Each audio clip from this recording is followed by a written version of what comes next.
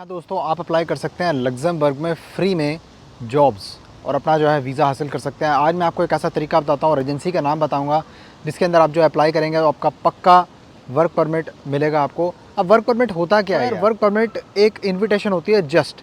उसके अंदर क्या होता है कि आपका एक जॉब कॉन्ट्रैक्ट होता है, आपकी टर्म्स लिखी होती है एम्प्लॉयर के साथ में, जो आपकी जॉब रिस्पॉन्सिबिलिटीज़ हैं वो लिखी होती हैं।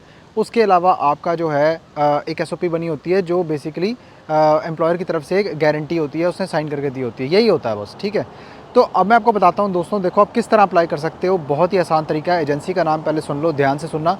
वीडियो पे नए हो तो वीडियो को लाइक कर दो, सब्सक्राइब कर दो चैनल को, शेयर कर दो किसी भाई के, बहुत काम आने वाली है इन्फॉर्मेशन ये। इंस्टाग्राम पे फॉलो कर सकते हो। किसी मेरे भाई को वर्क परमिट की सर्विस चाहिए है या फिर अगर वो यूरोप में या फिर इंडिया में कंसल्टेशन बुक करनी है तो नीचे जाके जो है अपॉइंटमेंट बनाएं। पहली एजेंसी का नाम जो आपको मैं बता रहा हूँ वो है एडेको, ठीक है। तो ये क्या करेंगे ना, ये आपका सीवी हर जगह पे घुमाने की बजाय इनके पास में ऑलरेडी जो वैकेंसीज होंगी ना उसके अंदर में फिलअप ही आपको कर देंगे, यानी कि एडजस्ट करने की कोशिश करेंगे ताकि आपकी जॉब लग जाए, ठीक है। अगर आप रेलेवेंट सीवी बनाओगे जो वहाँ पे लिस्टेड पोजीशंस के लिए होगा तो नीचे जाके एडेको का आप लिंक चेक करो।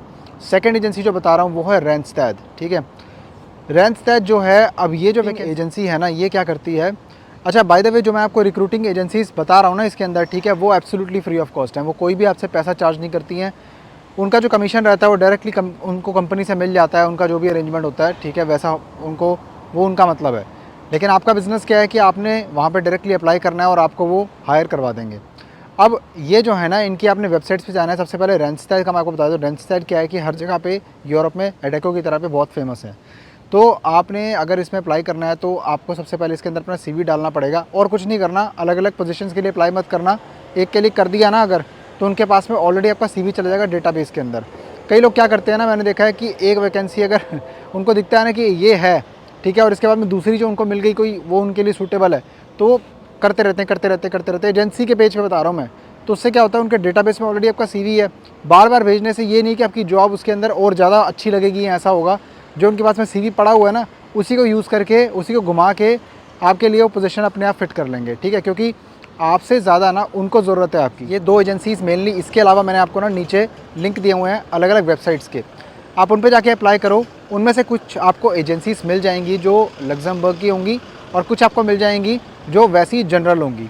इसमें आपने ना ये चेक करना है कि आपने जौन सी पोजीशन के लिए आपने अप्लाई करना है ना, प्लीज़ उसी के लिए करना और एक बार अप्लाई करना, ये नहीं कि बार बार अप्लाई कर दो, एज़ एक्सप्लेन्ड, ठीक है।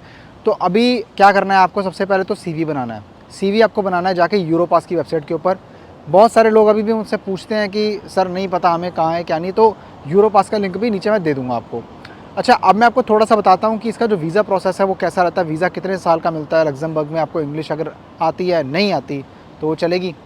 देखो यार, पहली बात तो मैं पहले भी बता चुका हूँ कि लग्जमबर्ग की जो ऑफिशियल लैंग्वेज है ना वो मेनली 4 लैंग्वेज है वो, ठीक है। वहाँ पे जो मेनली चलती है ना, डोमिनेंट लैंग्वेज चलती है फ्रेंच। फ्रेंच के बाद चलती है जर्मन। जर्मन के बाद जो है ना बाकी आप किसी लैंग्वेज का आप देखो स्कोप, वहाँ पे कोई अगर बोलता हो तो ठीक है। इंग्लिश बोल लेते हैं लोग, पर इंग्लिश वहाँ की ऑफिशियल लैंग्वेज नहीं है, ठीक है।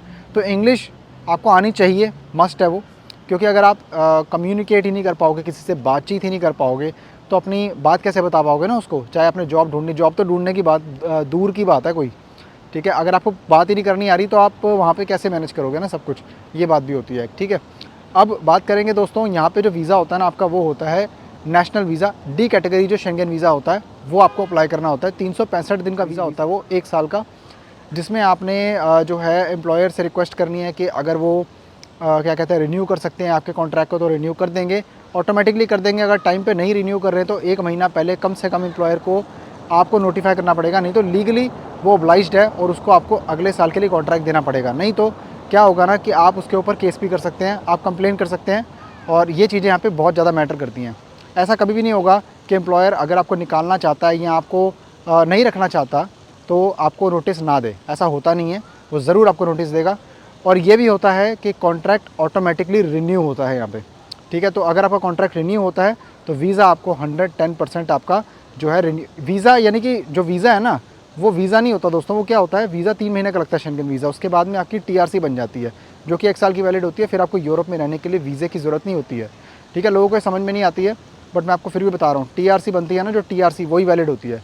वही उसी के ऊपर आप जो है शेंगन कंट्रीज़ में घूम सकते हो, गल्फ़ कंट्री में जा सकते हो, कहीं पे भी आप जो है ना टीआरसी के ऊपर जा सकते हो। बहुत सारी कंट्रीज़ के लिए वीज़ा नहीं चाहिए होता, ठीक है।